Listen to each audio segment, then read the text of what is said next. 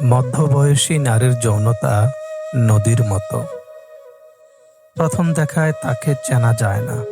সে নীরব, শান্ত, অনেকটা স্থির জলরাশির মতো, যার নিচে গভীর স্রোত প্রবাহিত হচ্ছে নিরবধি। এই নারী চিৎকার করে নিজের অস্তিত্বের জানান দেয় না, কারণ সে জানে কে তার সামনে দাঁড়িয়ে আছে আর কার সামনে দাঁড়ানোই বৃথা।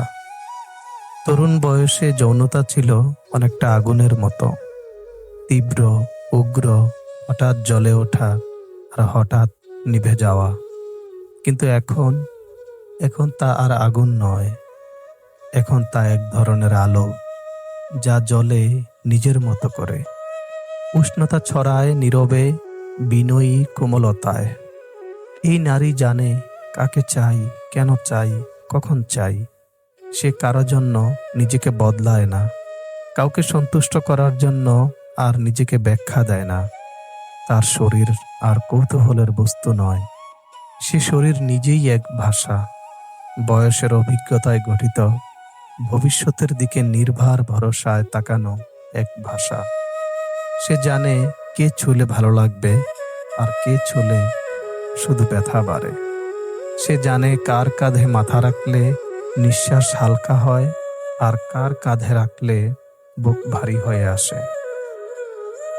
তার কামনা শিশুর মতো নিষ্পাপ নয়, তাতে লজ্জা নেই, অহংকার নেই, আছে বোঝাপড়া, শরীরের সাথে, মনের সাথে আর সময়ের সাথে। এই নারীকে দেখে অনেকেই ভাবে সে বুঝি ক্লান্ত, নিঃশেষ, নিস্তেজ। কিন্তু সত্যিটা জানো, তার ভেতরে সারাক্ষণ ঢেউ খেলে যায়। তার চোখে লুকিয়ে থাকে পুরনো দিনের গল্প, তার হাসিতে মিশে থাকে বহুদিন জমে থাকা ভালোবাসার রেশ। এই নারী চাইলেই কারো জীবনে নীরবে ঢুকে যেতে পারে, একটা ছায়ার মতো, আবার দরজা বন্ধও করে দিতে পারে একটুও শব্দ না করে। মধ্যবয়সী নারীর যৌনতা সে এক গোপন নদী, যে নিজেই জানে কোন পারে ভাঙন ধরবে আর কোন পারে ঘাস গজাবে। সে বোঝে কে তার জলে স্নান করার যোগ্য আর কে শুধু পাথর ছুঁড়ে জল নষ্ট করতে চায়।